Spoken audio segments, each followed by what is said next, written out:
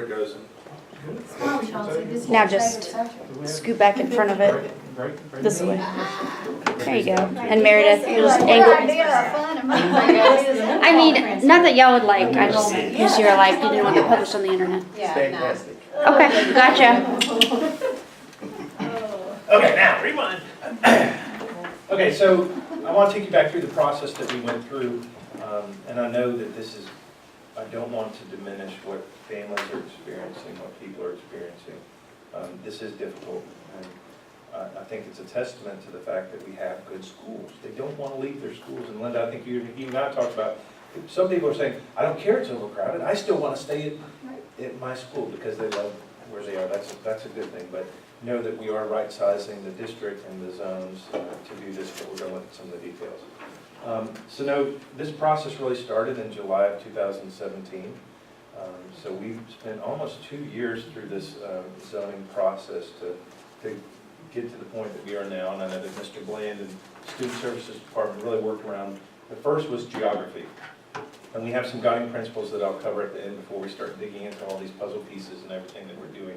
But we really looked at the geography of the schools and what makes sense. You don't want people driving past one school to go to another school. We wanted neighborhood schools. That's one of our overarching things. You want people to live near where their kids go to school. So that's where you see the creation of these base zones. And you can see the elementary school ones there, and Riverdale's blue, Farmington's green. You've got Dogwood, and then you've got Forest Elementary. That's geographically what's around it, what neighborhoods, proximity-wise, serve those schools. And you can see the middle school zones. Then what we were left with was the area that was going to be our deciding factor. That's the gray area there. Those are the areas that were going to be zoned to one school. They may wind up going to the same school that they were going to, but those areas were the ones that were not on the chopping block, but were potential decision points for the district. So you can see, all right here for the elementary school, or in the middle for the middle school. So know that in August of 2017, we really rolled out this community engagement process. We met with PTO presidents. We were really pushing on our website. We had Board of Education updates. We met with principal and assistant principals, City of Germantown officials. And I think this is one of our successes as a district, was the community involvement, community engagement that we involved in this process. We had 3 focus group meetings, a district-wide survey, a forum, principal and assistant principal meetings. You can see all this stuff on the bottom. We presented at Kiwanis, Rotary, Realtor groups. We had a group with the city where we were really talking about the impact on the city. But know that we had a lot of people who went through this process. And I think it's special to say that we didn't, as a district, make the zoning. This was really a community project. All hands on deck created what we wound up with. We did have a smaller group that was kind of first dividing this process into more manageable chunks. And so we did have 46 applicants for our attendance zone focus group. I think we wound up with 26 on the final group. And one of the things that we looked at, I mentioned those gray areas once again that were being rezoned. The parents that we chose lived in those areas that were being rezoned. We purposely didn't select people that were living in those base zones that theirs was going to stay exactly the same. We wanted those people that were impacted by the decision to have a role in that process. And so they served on those committees. We had administrators from the schools, we had parents from the schools, we had teachers from the schools, of course we had board members that were also serving through this process. So some of the details, just so you can understand the puzzle pieces that we did. This did take geocoding, and it takes a long time, and now Mr. Bland does that in-house, so he deals a lot with this geocoding. But it takes every student address and plots it. And so what we were able to do from this was make an activity, and this really stems from the fact that I was really thinking about how do we get community engagement when we were changing start times, and how did we make it manipulative so that people could understand the decision-making process. We had a bus activity where people were actually moving buses from 1 tier to 2 tier to 3, and so people could understand what impact it had financially. We wanted to do the same thing with zoning. And that's how we wound up with this map activity, was to really show what happens when you move this neighborhood to this school, what are the impacts on the different schools. So you can see some of the key pieces. You can see a neighborhood piece, for example, and I'm just going to pull one. So this is the Brook Chase neighborhood. You can see the number of K-5 students, you can see the number of 6-8 students, and they actually went through in the books that you have in front of you. It's a sample of the final one. and the school board, y'all, members who were on before, y'all did this. You can see where what they were doing was they were really tallying up the number of students for each neighborhood, and they were taking into account employees' children, the children in the base zone, and they were looking at those students. So we'll talk about this when we get to that point with the numbers. But this was the process, and we were looking at capacity, how many we could fit in the school. Then our attendance zone focus group, they actually sat down and started making different options. Now, student services, which is typical in a lot of districts, they had already done zones. We could have come to the board and said, these are recommended zones, but we wanted something that was more organic. So know that they did sit down and they created different versions. I think we at one point had 10 different versions. I think it got to 6, and then 3 were up for selection by the board. But know that they looked at these, they ranked them. We had pros and cons that were decided from this too. But know that that was in November that we went through this process of really building the school zones organically. Then we wanted the board to experience it too, because once again, the board was getting blasted with emails and questions and concerns. So the board actually sat through and made their own before they were going to review the community's input from these zones. They actually went through, and you can see they built it. I think the board actually helped make School Zone C, which was approved. So know that that was something that was selected. So this was actually one of those board creations during that meeting. But they had the benefit of already seeing what the other groups had done. They already had a head start. So then in January, we published those 3 proposals. And once again, we were really trying to show the community, and this is still on our website, that's what the computer image is. And when we publish this, this will be a hot link where you can click on that and go to this page on our webpage, but it's still up there. But we were looking at the capacities, maximum versus optimum capacity, and looking at how many seats would be available in the school, so we were looking at those different options. I can tell you the differences between the 3 options. Student services really helped make MAP proposal B, and this was the most balanced, especially when you talked about the middle school. It wasn't selected because the school board got a lot of feedback from the community about splitting cohorts. So at the time, what you had was you had students who were going to the new Forest Hill Elementary School, and then they would come to Riverdale for 6th, 7th, and 8th grade. And so a lot of the parents and community at Riverdale felt like that was really getting rid of their K-8 model. So that's why the board, even though it was more balanced at the middle school, because we had confirmation from the city that they were going to fund a middle school expansion at Houston Middle School, they felt a little more comfortable in looking at option C because of they knew that was coming. But know that you can see the differences, and we'll talk about MAP proposals C in just a little bit. But some of the key things that they were looking at when we looked at the plans, we were looking at where people were going to school. Because I think our overarching goal was to not displace people unless we had to. So we were color coding. So you could see like the color inside the block was where they were previously zoned. And you can see like yellow indicates that it's changed, that we had moved a neighborhood from one zone to another.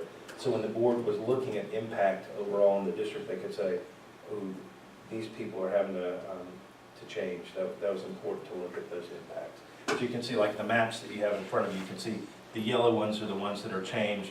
The color inside is the base color where they were previously going to school. And you can see the numbers on the side that we were looking at. Another thing, so this was the cohort color, I guess. It indicates that they would go to one elementary school and go back to Riverdale. So that's why it had a different color for those neighborhoods. So that's something that we built in. Some key components. So know that we're looking at the capacity of the school, and we just have the programmatic capacity listed here, which is that maximum amount that we can put in. Here's how many could fit in the school, this number right here.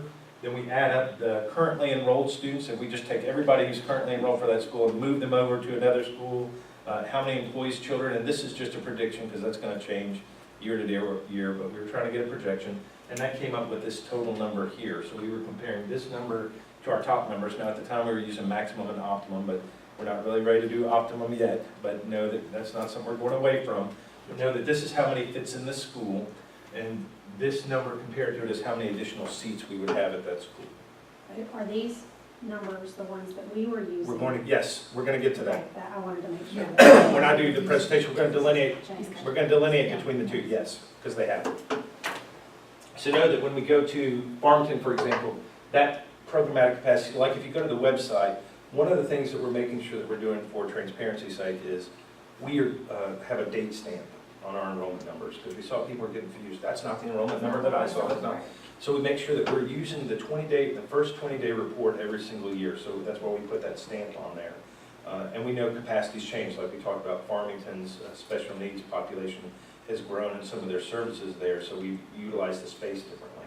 So their capacity has changed. So we make sure that we put a date stamp on there so that you can see what we're talking about. But know that that programmatic capacity was, I think, 780, and now it's 720, so we have made that accommodation on this, just this one picture, but not on the previous maps. But we'll get into the nitty-gritty. Know that in February we had a forum, we had 126 people come. We do have books for Ms. Lear and Ms. Griffith. I'm sure y'all still have your books. It's exactly the same. But since y'all weren't here, y'all could see what they went through. It has the survey results online. It has the form results. It really reads all the information about why we chose, the board chose the zones that they did, and it is just handwritten information about, think about this, or we're concerned about this. So you can see that book. We have the survey results that were shared with the Board of Education. We talked about their favorites, their least favorites, which one was in between, and that really, I think, helped the board make some of their decisions. And I don't know, Linda, if you, how you felt about some of those. Was the survey data helpful for Ms. I Landers? thought the survey data was very helpful. I think, yes, it helped us solidify, because there were two that the board really was struggling between, and I think that survey data really helped you. And I think one of the other factors was that we had just put the addition on Riverdale, and we didn't see that we should be overcrowding the school, that we had just tried to right size, and that it made more sense to go with a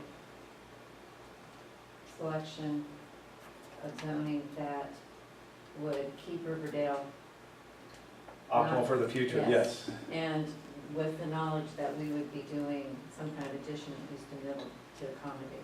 I think that played a role, was knowing that we had that affirmation from the city.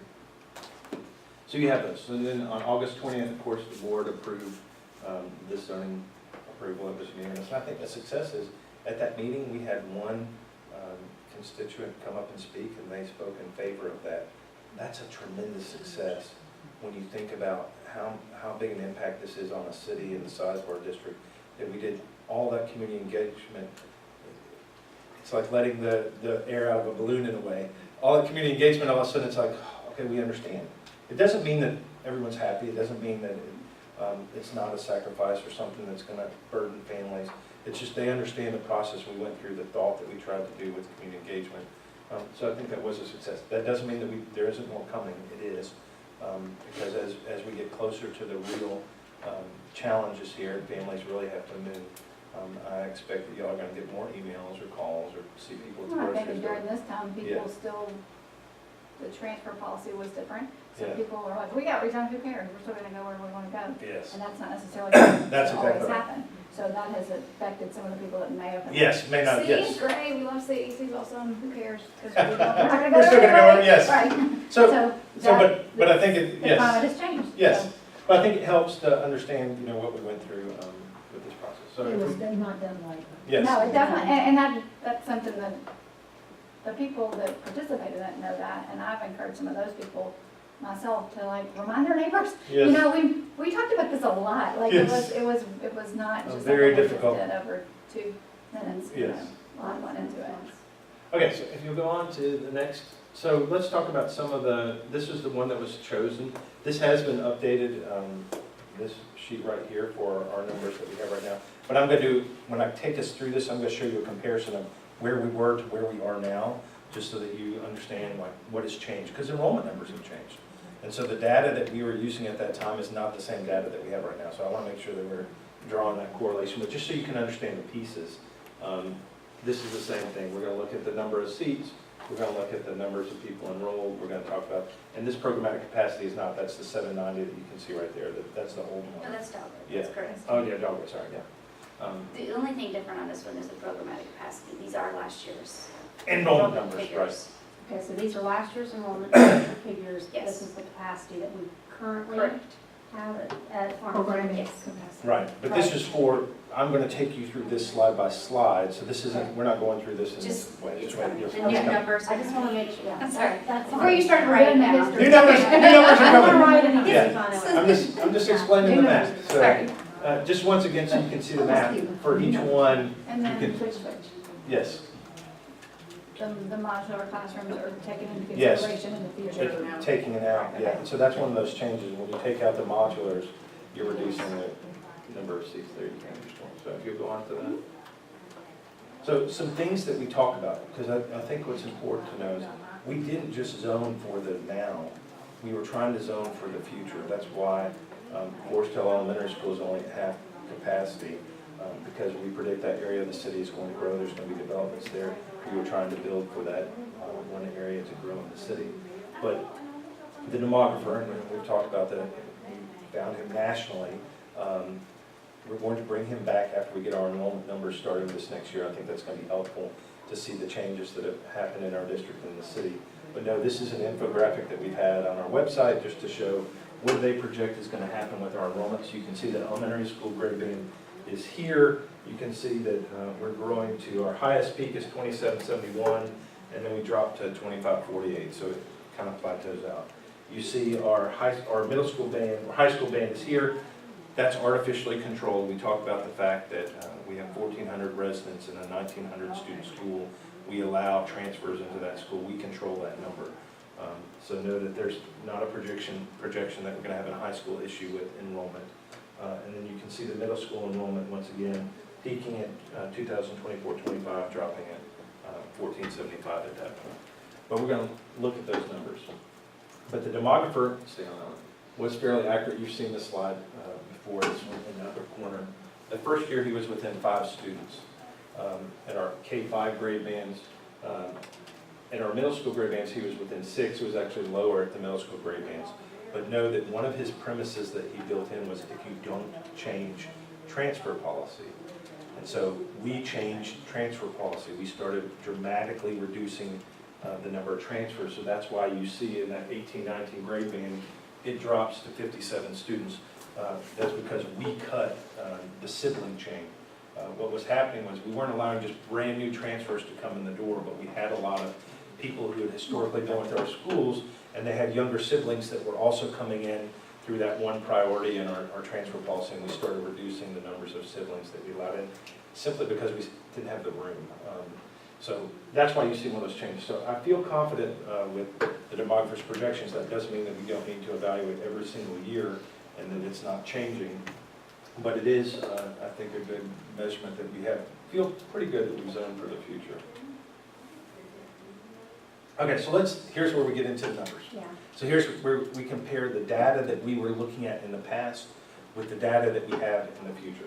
Y'all have seen this chart before. I shared it with you at the new school board training, but I want to compare it to where we were with the zoning. So I think the important numbers are to show when we went through the process, we were projecting that we were at 718 students zoned for Dogwood when we opened the doors with the new school zones. Looking at our current numbers, we're looking at 707. So there's actually a decrease in those numbers of students. So when were these numbers? We just did, How recent? we used August numbers, but we just compared the two. So these are Okay. all based on, It's also a roll-up. yes. So it's a roll-up of August numbers, so y'all seen these. Okay. So when that first 20-day report, those are the numbers that we deal with. Y'all seen these in the charts before. What Student Services has done is, remember we talked about kindergarten as a guess. We're just plugging in a number there. These are our current kindergartner residents that are zoned for that school. So it does have a roll-up just to do a projection. So know that it's August data, but we have just now made this chart and done this comparison for you to compare where we were to what we are. So when you look at Dogwood, for example, we're looking at 707 students compared to 718. That's an additional capacity number of 72 seats once we've removed the modular classrooms from that campus. Those are big numbers. All this is the planning for the Forest Hill teacher reduction. That's in the charts before. But this is going to be an ongoing process for us, where I'm going to show you in superintendent's reports how many people applied for transfers to the school. And so these numbers are going to be sliding and changing as we finally get a firm number on who's choosing to apply to go to what schools. So know that this is going to change again. But we feel comfortable that that's the number of residents that are zoned or that school currently who are sitting in our schools, 707. And the projected teachers. Okay. So the projected students is the 707. Yes. Do we have, are the employee children staying at about 10? Or will that, how will that adjust? The 707, this number right here includes employees' children. Okay. So they're already- Those numbers are already rolled So in. the 707 is. Even though they may change, Okay. they work. But that may Yes. change because if we have them go to Forest Hill, That's then they would correct. take their children with them. That's And you might hire a teacher. Or brings in. So, but this is all getting within, No, I was just making Yeah. sure our yes, so that's why, comparisons were correct. that's why I'm making sure I'm comparing. So otherwise I would have, and we went through that. Yeah. Otherwise I'd be comparing 708 to 707, but the 707, when we did this data, includes the employees' transfers. So that's why we're comparing to the 718. Mr. When Blanch? you see Forest Hill, it won't include employees, kids, because we. We don't know who works there. So it won't include. All right, makes sense, thank you. Okay, so let's, so just know that we're looking at, and I'll do a comparison. So you can go ahead. Okay, sorry, I thought you were.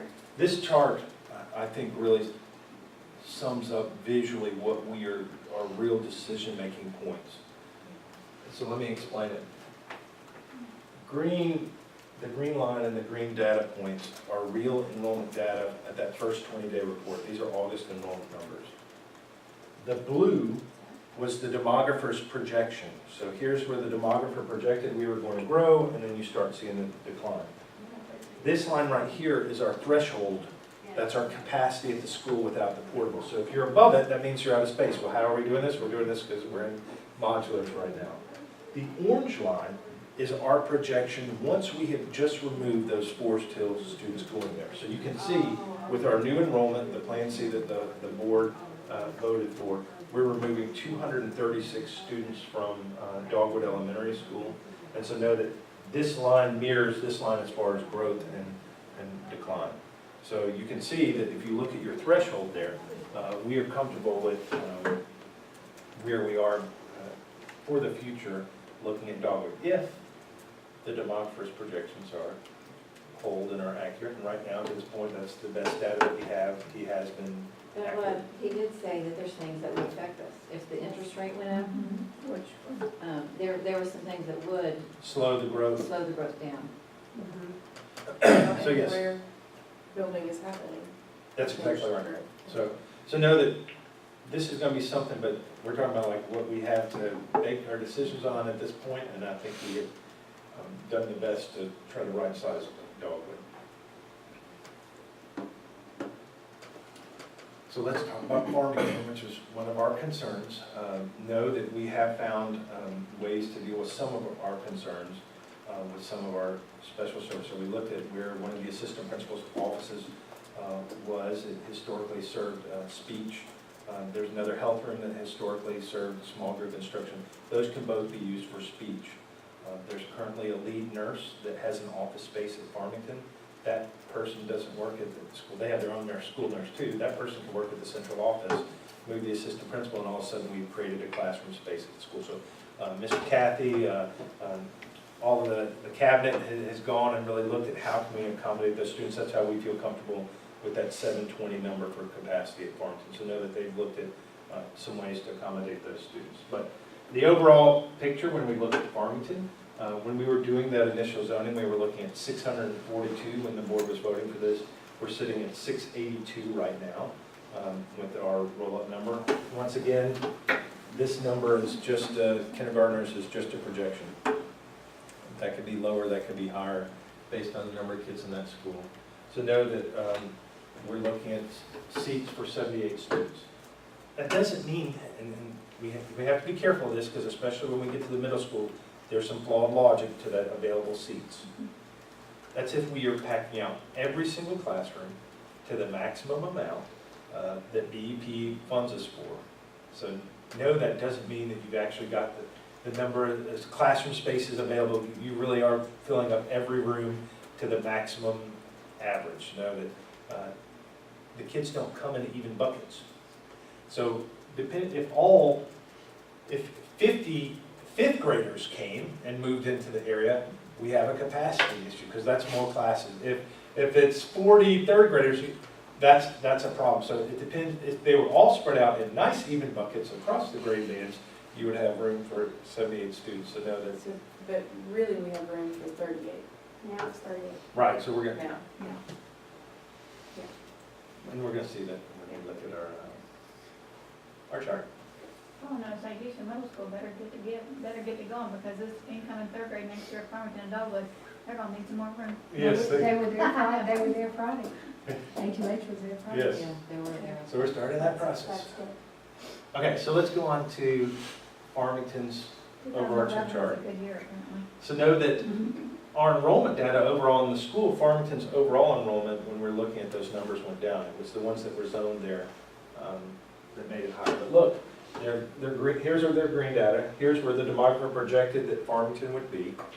Once again, here's our threshold, removing all of the portables there. And then here's their numbers, and this is a reduction of 135 students that are rezoned from the Enclave and Grove Park to Dogwood. So these students are going to be moving to that school. That's why you see this mirrors, and that's how we're able to fit that threshold. Although they want Enclave and Grove Park back. That's what they told me. So They want them back. notice, if that happened, and it would not be my recommendation to do anything this year, you would be looking at this blue line. That's right. We don't want really hard. Here's our capacity. Stay away from Apparently, their PTO leadership is all Enclave and Grove Park. Well, then they'll be great. They at the new school. The new school. So know that's one of our, They're the ones on the Dogwood, yeah, that's. Yeah.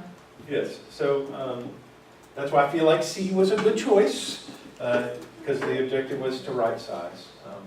Okay, let's go on. You have any questions on Farmington? Okay, let's look at Riverdale, and then we're going to compare them all. So I have a chart that pulls them all together so you can see impacts on those. And we're going to talk about some impacts in neighborhoods specifically. So looking at Riverdale, we're just talking about K-5 capacity. We were looking at 697 students when we did the zoning activity as compared to what we're looking at now for them. We did see growth at Riverdale, as Ms. Fisher was saying. Those neighborhoods were turning. We saw young families moving into Riverdale. That's why we see some of those increases there. But no, we're looking at that differential there. So let's go to the chart that summarizes what we're looking at. You can see the green was the actual enrollment that we had. Actually 15, 16, you see they had a decline. But when they went to 16, 17 school year, all of a sudden there was dramatic increases in those numbers of students. You can see that with the rezoning and also removing of, they had a lot of non-residents at Riverdale on transfer there by not counting those at the K-5 grade band. We are able to meet the capacity of the school without any modulars. Now, how is the school able to accommodate this, even though we don't have portables at Riverdale? They're using spaces that aren't designed for usage. So they're teaching out of the STEM lab. They're teaching strings in the multi-purpose room. They have their clerical staff and the storage area that's off of the gym that should be really used for gym storage. I mean, they have a lot of usage in that facility. In small spaces, closet spaces, they're really using for small group instruction, not how it's designed. So that's how they're accommodating at Riverdale. And just like removing the portables, we want spaces to be used for how they're designed. That's why we're looking at that enrollment number at Riverdale that we are. So that's Riverdale's capacity. Know that we believe that we will be able to accommodate those once we have opened the doors with the new school zones. So let's talk about middle school. Here's the map that was selected. We'll go on to the meat, the data. So know that when we did this zoning activity, we were looking at 936 students at Houston Middle School. With the new enrollment data, we were looking at 989 students there. Once again,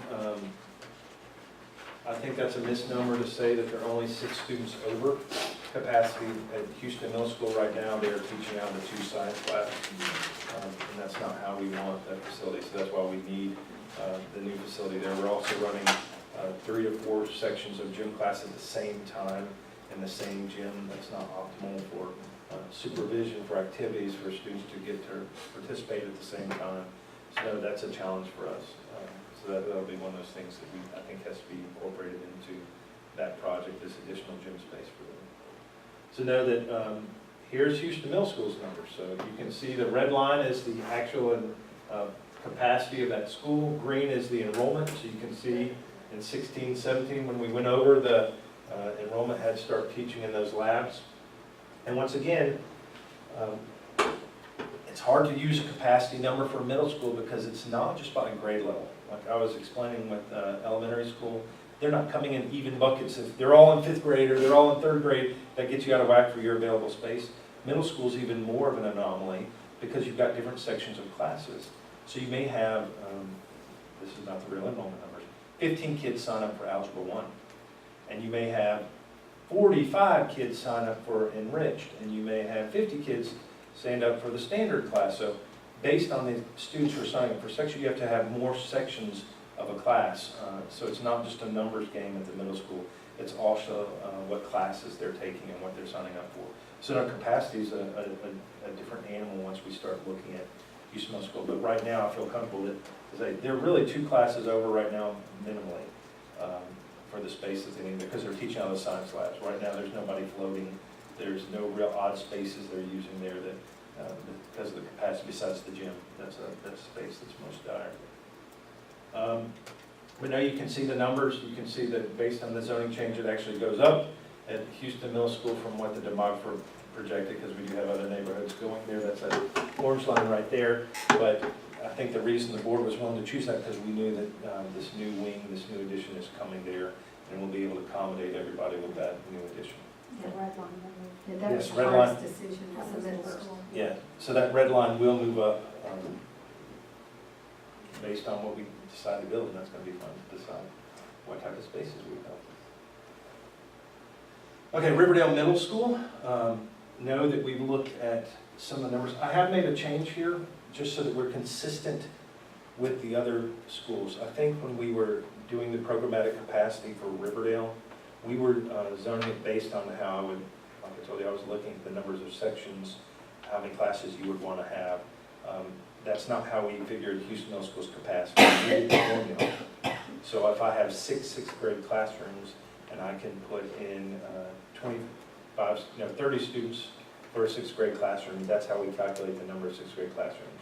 If I look at 7th and 8th grade, because they do bands, so they have K5, they have 6, 8, or excuse me, K5, K3, 4, 6, 7, 12 are your grade bands that you guys are.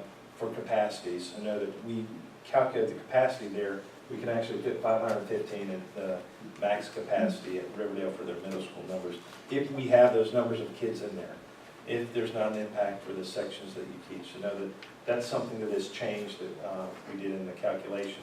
That's not our recommendation that we staff up to those capacities, but know that you could fit those numbers of kids in that building. So know that when I looked at the numbers, when we did the original zoning, we were talking about 370 students. The 6th, 8th grade bands there, we're looking at 413 now at Riverdale, and this doesn't take into account any transfers. So where were we at Riverdale? You can see the red is our capacity. You can see the green projections. The blue, once again, is the demographer's projection of what's going to happen in the Riverdale school zone.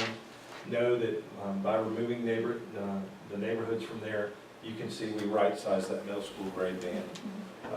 That orange line is probably really closer to what the real capacity is when you look at, hey, I need one section for Algebra 1, I need a classroom. At that exact same time, I have to have 2 classrooms for enriched math, I have to have 2 classrooms for standard math, so know that that's probably a fair line for Riverdale's middle school capacity. And I think one of the concerns that we had making these decisions is the Riverdale, the new building had some spaces that were designed specifically for classes like STEM or art. That's right. And they were not being used For that purpose, yes. And so the hope is that as we are right sizing for them, that they will be able to use those for the purpose As in they which were they were designed, designed. yeah. And so, that's what gets me excited about this Houston Middle School addition as well, is to be able to provide that same, That's right. availability to all of our middle school students. So there's Riverdale. So let's talk about a summary of where these are. So this is the chart that really sums up everything that we've just been looking at and talking about. And I will say, the board did a good job, and I know that there are people concerned with the data points we had, with the demographer's presentation, with community input. We got it as balanced as we could. And you're going to see where those neighborhoods that are in question, if you start moving some of those, it really messes up some of the numbers. But know that just based on the enrollment data we had at the time, we were looking at space at Forest Hill for 389 students. At Riverdale, we were looking at space for 103 students. That was the additional capacity. Dogwood had space for 72, and Farmington had 78 spaces. That's a really balanced school zone. When we look at our current numbers, based on if we don't see any growth next year, just the kids that we currently have sitting in our seats move next year, we did see some changes and know that we saw some growth. We were looking at 28 seats for 28 at Riverdale, seats for 83 at Dogwood, and seats for 38 at Farmington. Once again, a pretty balanced projection, but if we start getting worried about, oh, where does that leave us for the future, or what happens with the future, know that we did that demographer's projection, know that we do get right-sized again with looking at 95 students at Riverdale, and he only went out as 2026, 125 at Dogwood, and 56 at Farmington. So it was a really balanced school zone that we were looking at. So that's our elementary enrollment capacity. So when we start looking at, and I really focused on our elementary school versus middle school grade band, because there was no capacity changes for us when we were talking about the different zones. And one of the things that I said that we would look at when we talk about intra-district and non-resident transfers of the middle school grade bands, that's something, a different story from what we have to look at for K through 5. So let's talk about Germantown Park. So as we went through all the school zones, and we talked about all the possibilities, one of those neighborhoods, and I know that there are families that are concerned in Germantown Park about the rezoning of that neighborhood. We really talked about that neighborhood. We really talked about what would be the impact of moving, and different plans tried to move that neighborhood one way or the other, but I wanted to show y'all what happens if we do, and why I don't think this made it to the plans. The reason it wound up not staying at Riverdale, because that would be our easiest option, is let them stay where they are because they'd be happy there, is because it doesn't right-size the district. So know that here's what it would look like with our projected. We're looking at 28, 83, and 38. Those are real numbers as of August for that school.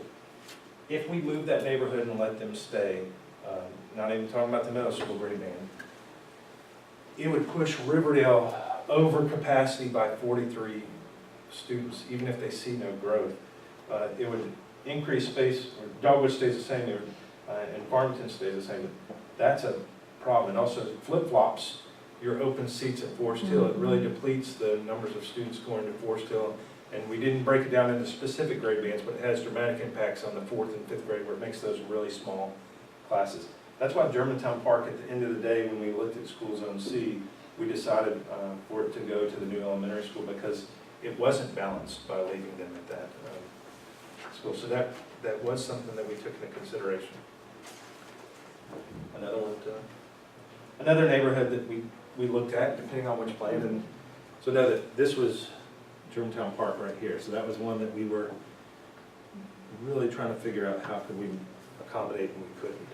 Another one that we looked at was Brook Chase. This neighborhood which borders Riverdale is based on, this was one that a lot of the different plans looked at, a lot of the different groups looked at. But what were the impacts if we moved this one? Now the first one is, it violates one of our principles, was we try to leave people where they are if we could. That was the goal, try to leave them where they are. So they are currently at Farmington, they're staying at Farmington, so moving them would create a new change for them. So that would create some angst. But that one gets us out of whack too. Remember, we're going from 28 to 83 to 38. If you move just that neighborhood to Riverdale, it doesn't get us any more balanced. It creates a lot more space at Farmington, but it pushes Riverdale over capacity by 44 students. So now, once again, when we're talking about why weren't we moving Brook Chase, or why do we decide to leave them at Farmington at the end of the day, that was the most balanced to leave them at Farmington. So then let's talk about the enclave in Grove Park. So know that these two northern neighborhoods right here, which are really attached to Dogwood's base zone, when we look at them geographically, they really are closer to Dogwood than they are to Farmington. But know that, once again, if we look at those neighborhoods, we saw an impact on our balance. So know that these were numbers with current enrollment. We were looking at Riverdale with 28, Dogwood had 83, Farmington had 38 students. Here's the impact. Riverdale stays the same. We're really talking about the students going between Dogwood and Farmington. It creates a lot more space at Dogwood. They go from 83 to 154, but we didn't need more space at Dogwood based on the demographer. It really pushes Farmington out of whack for their capacity. We could not remove the portables modulars at Farmington if we allowed those neighborhoods to stay there. So those were real concerns that we had when we were looking at these neighborhoods. And I think it boiled down to, these were our guiding principles when we talked about this process. One was, we want kids to go to school close to where they live, if at all possible. We wanted to move as few people as possible because it makes people unhappy when they move. We want them to be able to go to school. And then we wanted to keep neighborhoods together. We tried to avoid splitting neighborhoods so that you'd have one family next door to another family that are going to different schools, because that causes transportation issues. It was a real concern. So know that I think that the board came up with the most balanced plan for zoning. But I wanted to walk y'all through the process that we went through so that you're able to answer questions. It would not be my recommendation to rezone it all going into this next school year. I do think this is something that we have to look at every year, that when we look at our enrollment numbers and if we see things get out of whack. But I think right now this is the most balanced and keeps the cohorts so they're not split between Forest Hill and Riverdale. I think that was one of those concerns. If we were going to do this, I think these are neighborhoods, these are concerns that we have to look at going forward in the future for the next year. But I think we're really far down the road as far as we're trying to get staffing, we're trying to do those things. And we're going to have enough moving pieces as is with the transfers. If we're trying to honor transfers, those are moving numbers that are going to slide between the schools. That's going to create some staffing issues. But I do think I'm ready to turn it over to y'all and say, what do y'all want to talk about, or what information do you want us to gather? I think the objective is to really help you with this process. You have a completed book, and it's a little different than what the board saw the first time. This analyzes our existing school zones, so we kind of printed in the neighborhoods that were zoned to that school. Existing as in what will be the zones next year? Yes, next year. It has the number written in there. The red bar at the top is actually another graphic representation to show you how full the school is. So we try to build in a low capacity number with that red bar across the top. The number that's written in either in the white or the red is how many seats they're over or under. So you can see, for example, at Riverdale Middle, there's 140 open seats. At Houston Middle, there would be -6 seats. But remember, I said that's a little misleading because we have to look at who signed up for what classes. Okay. So when you look at These are old numbers though. Or, Is that yes, for through that 7, current 8? chart. The only thing we No. changed was the capacities and seats.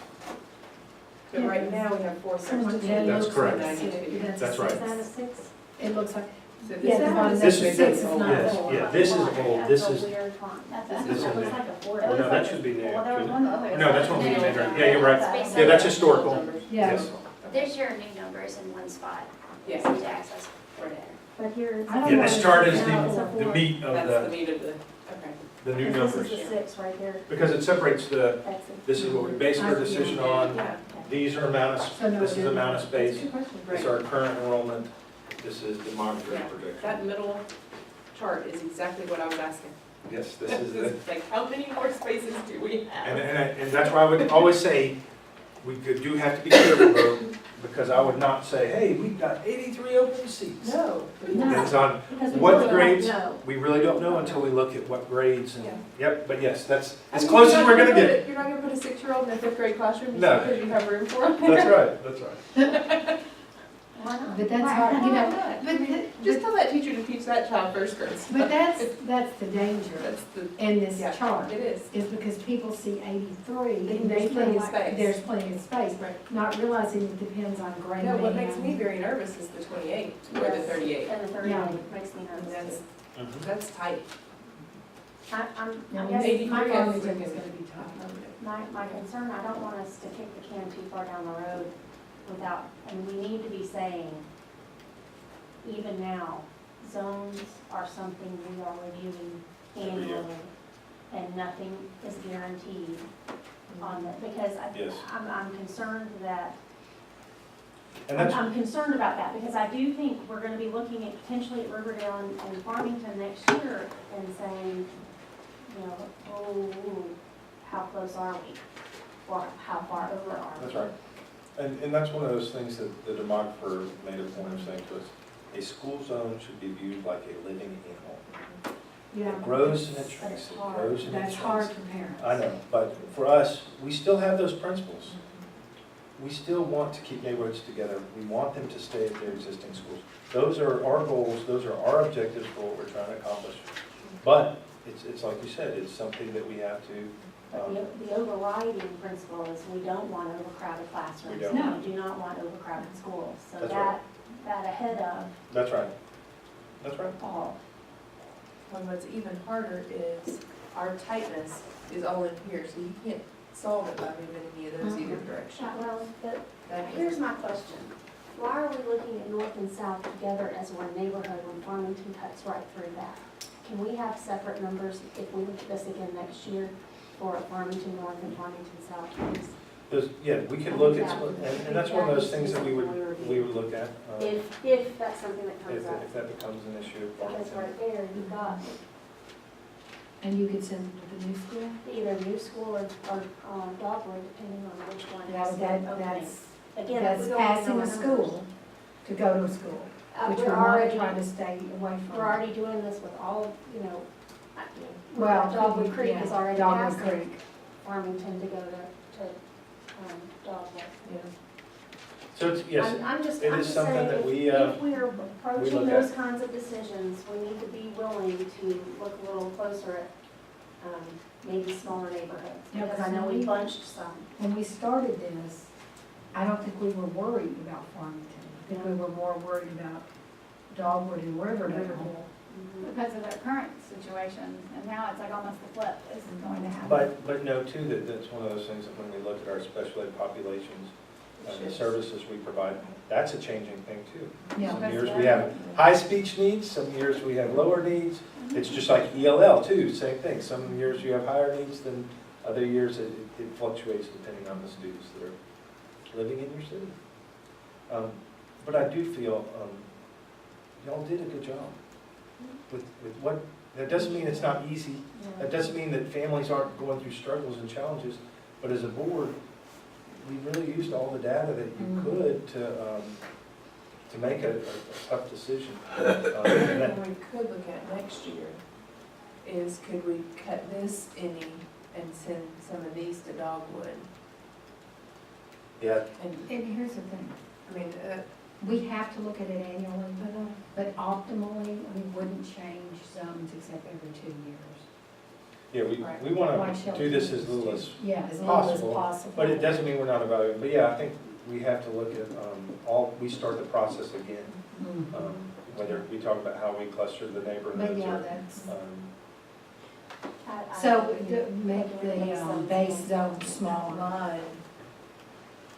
Make the baseline. Make the baseline smaller, Right. so that, yeah, I'll tell you that, and the reason those base zones came about the way they were was because of walking distance. Like when you look at, when I look at moving some of these here in their proximity to walk to Farmington versus when you go through that Pressbrook area, you know. That's, I mean, oh, yeah. Yeah, well, then I'm you're just trying talking to about think, like, splitting. It based makes on- more sense for these people to go there, and these people to go there, than these people to go there. That's what I'm looking at too. Yes. Is like, rather Whole than chunk that- saying, well, this chunk can go there, because, That's not a neighborhood that's, school. that's, But when you're, again, the thing you're looking at, okay, what is our busing gonna be? Do Right. we bus those, yeah. what's the parent zone of responsibility and how does that impact the busing numbers and then the transportation cost if we have to? It's challenging, and it's something you're looking at. but again, It's also challenging that those two schools are so close together. yes. Yes, 0.6 or 0.9 in my house, right. it is a, I would ask that we review this earlier in the year, so that if we do feel like, if, say, some explosive growth happens in one of the schools, and we do look at it and say, I don't know that we can do this without doing Yeah, we should something. know that what October for sure. October, Yeah. we can look at it at October, so that we can Go move ahead if we and- need If to. we need to do the whole community survey, and yes. we have time to do Well, that. and I don't know that. Yeah, but I I don't don't know know then that if you you want want to to do the process at survey. that point. I mean, the tweaks are smaller. And if you get into the survey, did they really, having gone through the process, they're very creative in how they want their neighborhood to go. Through this yard and down that street. You've got the neighbor, That's real.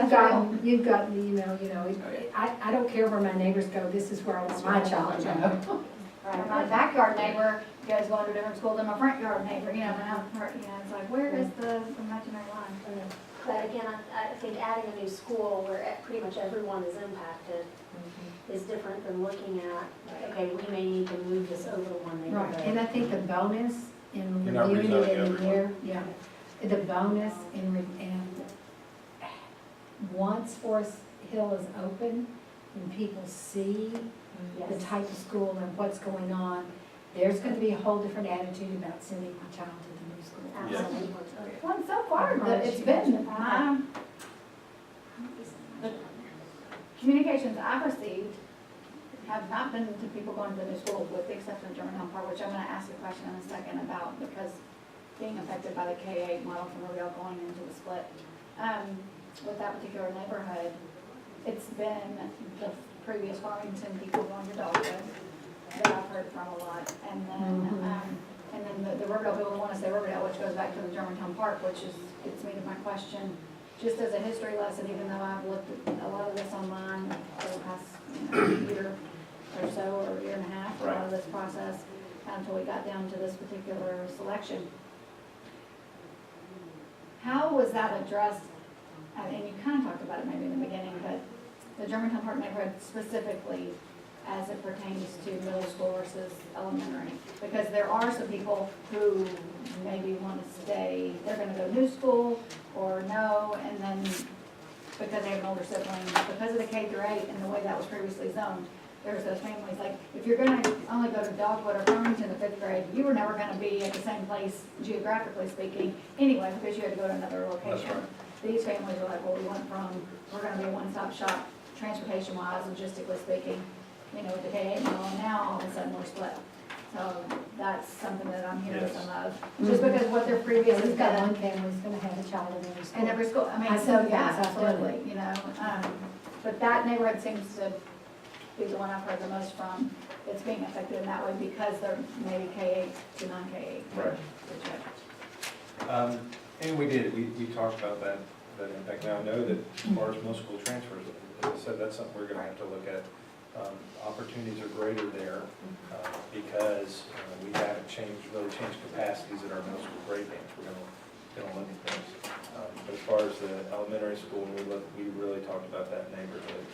That was the. It goes back to that balance of, And I think my concern is it's gonna be those middle school, 7th and 8th graders that it all goes back to cohort, just like we talked about before, the same reason that we made the decisions that we made. We have these 7th and 8th grade kids that have established at Riverdale. And middle school is hard enough without having to pull them out and put them in Houston Middle. And we do have some transfers. I mean, I've heard from transfers that are currently zoned Riverdale that have opted for the Houston Middle School experience, who are concerned about losing that experience as well. So I just think it would behoove us to be mindful of those children, who, be it in Germantown Park or not, but those children who have established themselves in the middle schools they are currently in, not those coming up, right. but currently in, if we could accommodate them, please do. And everything I'm hearing is that's what our plan is, but we're. The problem, But the it's a problem, numbers game. the problem, yeah, the It's a problem is, numbers this is one of those, game, that but staff will tell you is, asking. when I do this activity, I'm probably the worst at it, y'all, because I'm the one who's like, oh no, that's the Smith family, they've got Johnny, he's been going there for so long, I know which team he's gonna be on. And you can't do that. So yes, but I do take it very seriously. You I got think the about Walter Myers words. I do. I think about the kids, I think about the families and who they are. I know them, our kids have grown up doing activities together. So yes, I'm very mindful of that.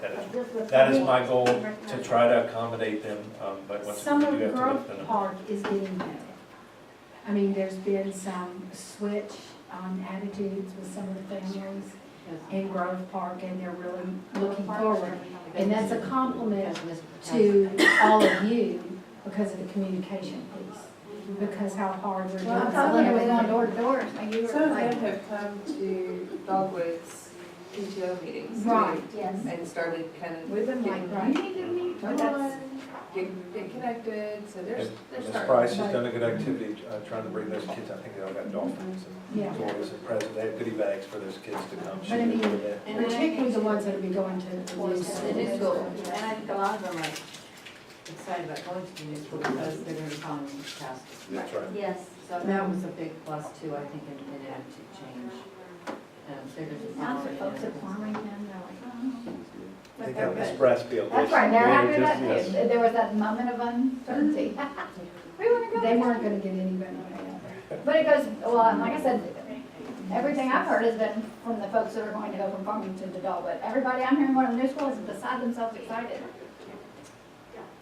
Excluding that. excluding that one. Yeah, but all I can say is, we looked at it. Right, no, that's, Yeah, I think it's that no one is saying it's not a painful, difficult problem, but. now the Dogwood Creek comes up a lot, and, you know, and even through that process, because those are people and. But I'm gonna tell you as a parent who lived this twice, my children were rezoned twice.